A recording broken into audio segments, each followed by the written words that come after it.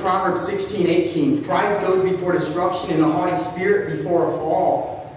If you want to live for God, you cannot have pride blow up. You must live a life of humility. Number 2, life of service. John 13:5. After that, he had poured water into a basin and began to wash the disciples' feet and to wipe them with the towel wherewith he was girded. And this is talking about when Jesus washed the disciples' feet, the act of servanthood. Jesus was the Son of God, and he went in act that servants are supposed to do. People who you don't really want to be around. If you're washing people's feet, they didn't really wear shoes or shower right. I'm sure it didn't really smell that great. And he washed them with his girdle that was wrapped around him. A life of servanthood. And in the same passage, Jesus said in John 13:15, "For I have given you an example that you should do as I have done to you. Live a life as a servant, to serve others." We are called to serve others. Number 3 is a life that glorifies God. Jesus lived a life that glorified God. John 17:4, "I have glorified thee on earth. I have finished the work that you gave me to do." We are also called to live a life that is glorifying to God. Made a major China. Live a life that is glorifying to God.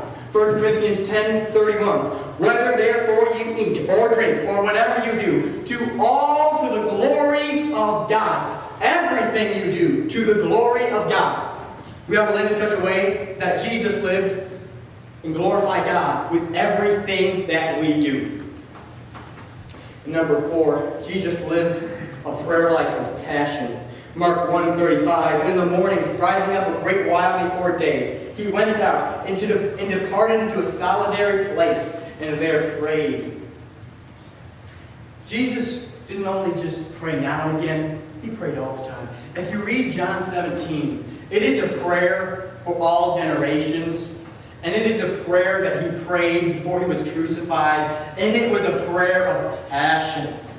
That's when he prayed, "I have glorified thee on earth, I have finished the work you gave me to do." And we ought to have a prayer life of passion. If you're not setting aside prayer time in your life, do you really expect a relationship with God? If somebody wanted a boyfriend or a girlfriend or whatever, do you expect if they never communicated, if there was ever be a relationship? No. Do you expect a relationship with God if you spend a minute praying, bless the lunch and crunch the lunch? Amen.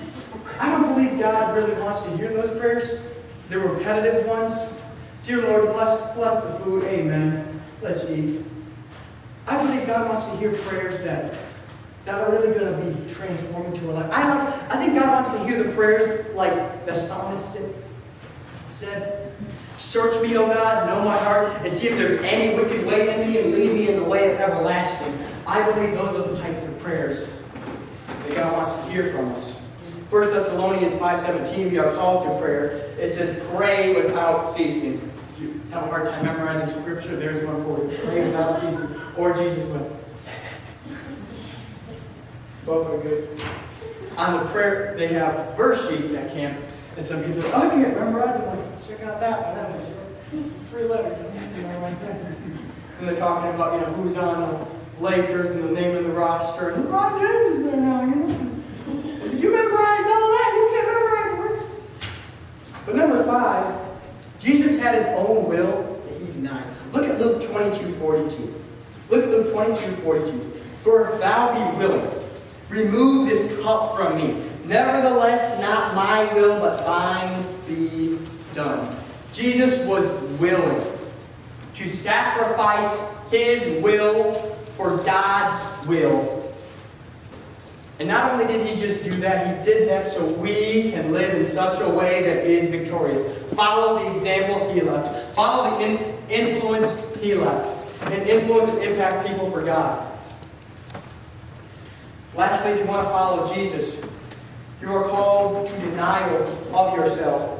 Matthew 16:24, "If any man will come after me, let him deny himself and take up his cross and follow me."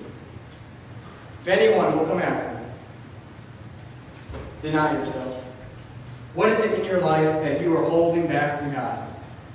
Are there things in your life that have grown and you're just holding it back from God? You say, God, I want this. I want to do this. I did that for a long, long time. God, I want to do this. And I mean, I can still do something for you while I do this. But God said, no, I have something for you that is different than those things. So let go of those things so I can show you something greater, something better. If you don't believe God has something better in your life, that's a sad thing because God has a perfect plan for your life. But you have to deny yourself to reach that point. It also says crucify. Take up your cross is the act of crucifying. Well, crucifying what? Crucifying your flesh and your lusts for the world.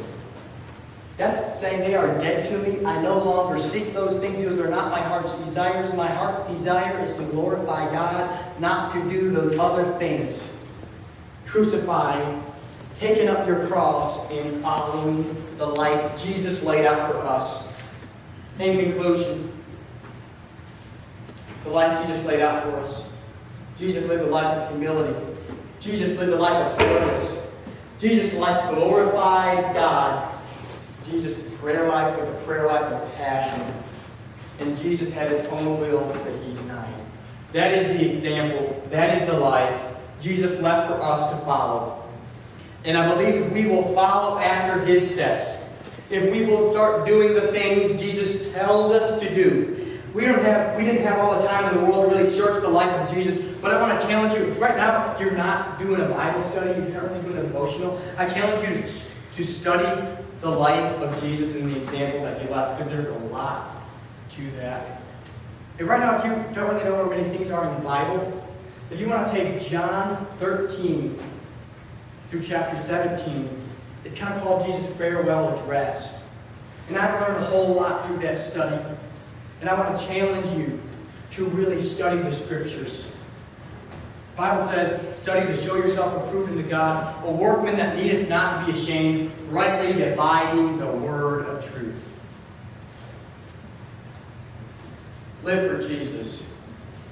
If you love Jesus, you will follow Jesus. If you follow Jesus, you will live in a lifestyle of victory. Because if you follow Jesus, his lifestyle was victorious. But if you love the world, you will follow the world and live in such a way, in such a lifestyle that is defeat that as a child of God, you ought not to live in. You are not called to live in. I want to look at one more truth from the Scriptures. 1 John 2:15, love not the world, neither the things that are in the world. If anyone loves the world, the love of the Father is not in him. John 14:21a says, he that has my commandments and keepeth them, he it is that loveth me. And John 14:15 says, if you love me,